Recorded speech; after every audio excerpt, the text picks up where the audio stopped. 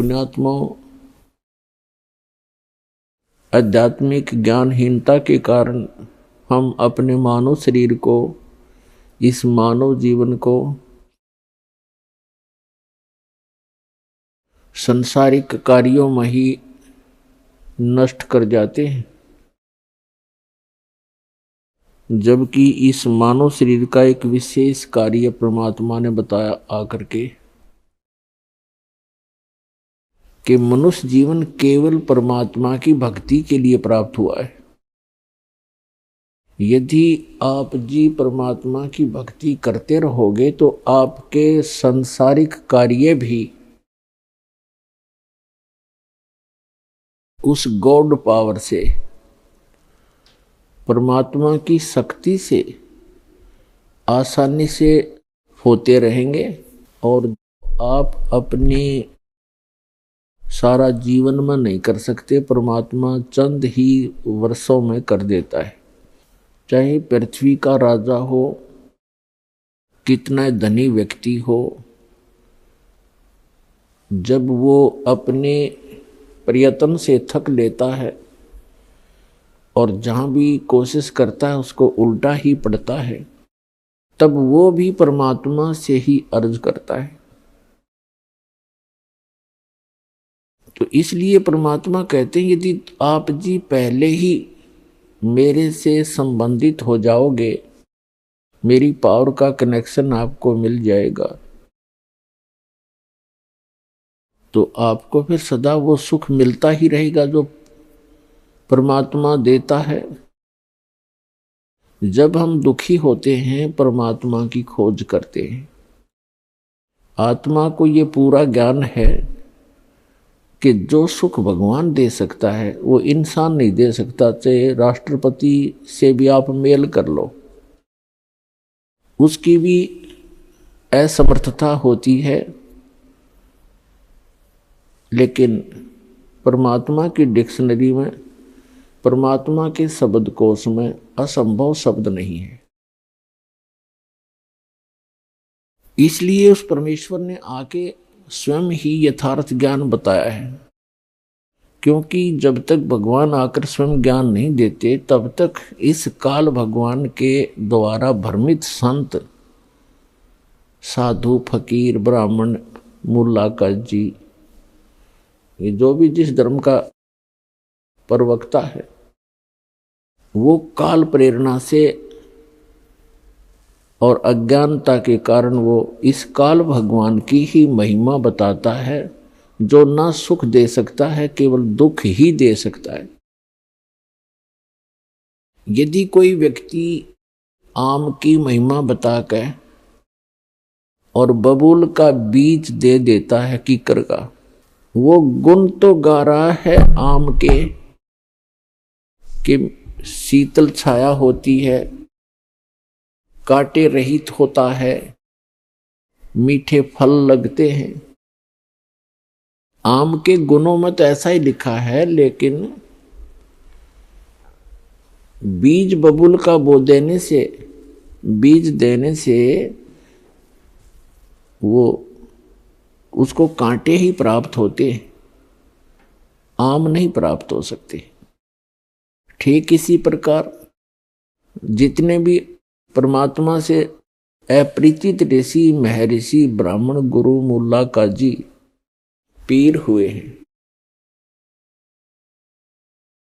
वो चले तो थे आम की खोज में, लेकिन काल प्रेरणा से प्रेरित ये अन्य ऋषि महर्षि मिल जाने से उन्होंने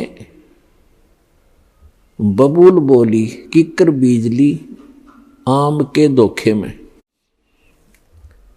तो पुण्यात्मा वो किक्कर इतनी बीज दी कि इस दास के लिए उन सब को साफ करना कठिन हो रहा है। अब हमें उस आम की महिमा का पता चला। अन्य संतों ने जो जानकारी दी, उनका इतिहास, उनका अनुभव, उनके प्रवचन सुने और पढ़े तो पता चला कि वो गुण तो गाते आम का और बीज बो रखा है बबूल का, तो उनके अनुयायियों को सुख हो ही नहीं सकता। वो पूर्ण परमात्मा की महिमा, सत्य पुरुष, अमर पुरुष, अकाल मूर्त की महिमा सुनाते हैं। लेकिन मंत्र सारे जो मंत्र हैं, नाम है, वो बीज है, वो बबूल का दे रखा, वो काल की साधनाएं कर रहे हैं। तो बबूल बो के आम की इच्छा रखना भी मूर्खता है। आम का बीज बो के और फिर उससे हम आस्था बनाएं कि इसके आम लगेंगे तो लगेंगे ही लगेंगे। तो यथार्थ भक्ति जो है, सत्य भक्ति, सत्य ज्ञान, वो तो है आम का पेड़। और गलत ज्ञान, गलत साधना, गलत मंत्र, वो है बबूल का बीज। तो दास ने विश्व के सभी ग्रंथों को जाना, समझा और विश्व के सभी वर्तमान के धर्मगुरु प्रवक्ताओं के इतिहास पढ़े, उनका अनुभव देखा। उन्होंने सारा का सारा ज्ञान सदग्रंथों के विपरीत सुना रखे,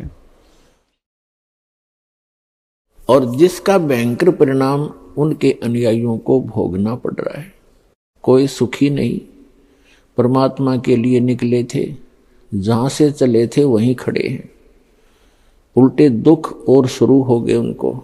तो पुण्यात्माओं, जब आपको यथार्थ ज्ञान होगा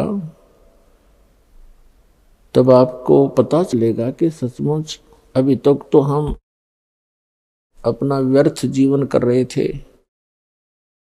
तो परमात्मा आकर हमें ज्ञान सुनाते हैं कि इस मनुष्य जीवन का जो मूल उद्देश्य है परमात्मा प्राप्ति, अच्छे काम करना और अपना निर्वाह के लिए भी प्रयत्नशील रहना।